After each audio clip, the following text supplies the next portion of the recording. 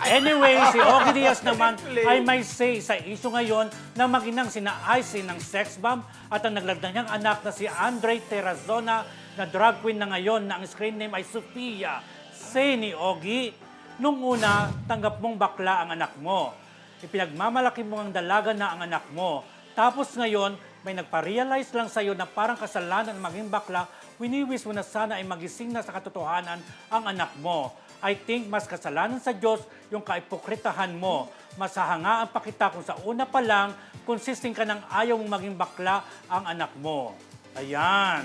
Di ba? Nagtataray si Papa O, Oo, ha? nagtataray si Papa O kasi... Inconsistent kasi sa IC. Oo, kasi syempre, siguro nung una tanggap niya yung bading jersey, itong anak niya si Andy, yung hindi pa drag queen ang dating, yung parang bading ka na, pero yung simple lang yung ayos mo, parang kagaya ni Benny, parang ganyan lang siguro. Siguro ang gusto ni IC, maging bakla na. pero ayaw niya na mag-mujer. Hindi ayos. Kasi nung nag-drag queen siya, eto siya, di parang hindi niya na matanggap. Pero yun nga, sinabi niya dati na tanggap niya na pagiging bading jersey, na parang pinaglalaban ni Ogie Diaz. Wala namang masama sa pagiging bading jersey, Hindi di ba? at saka trabaho ni ng anak Drag niya. queen. Pagiging drag queen.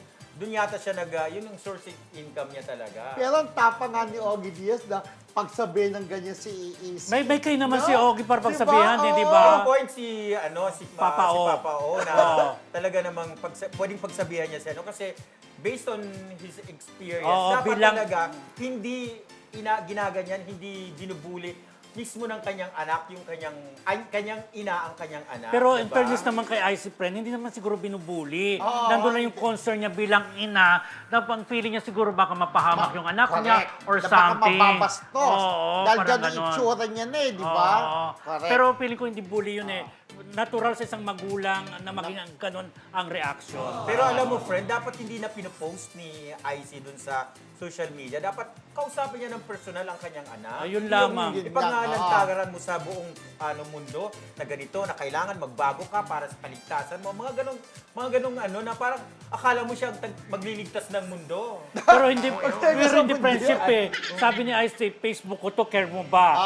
Ipopost ko kung ano gusto kong i-post. Oo nga, Facebook nga niya, pero nababasa ng buong mundo. Yun. Sinasawsawan ng kung sino-sino. Eh ngayon, tingnan mo, nababas siya dahil sa ginawa niyang pag-post. Hindi kasi siyempre friendship, hindi naintindihan ng iba rin yung point ng isang magulang na kung minsan kasi, hindi sa pag-ano, di ba? Kasi yung hindi nila, yung concern sa yung concern, kasi alam mo naman na sa bilang miyembro ng LGBTQ, napakahirap yung mga pagdadaanan, yung mga bagay-bagay. Marami tayong pagdadaanan talaga kahit sa love life, di ba? Yun ang hindi alam ni IZ na akala niya sila lang may pinagdadaanan. May pinagdadaanan din ng tulad natin.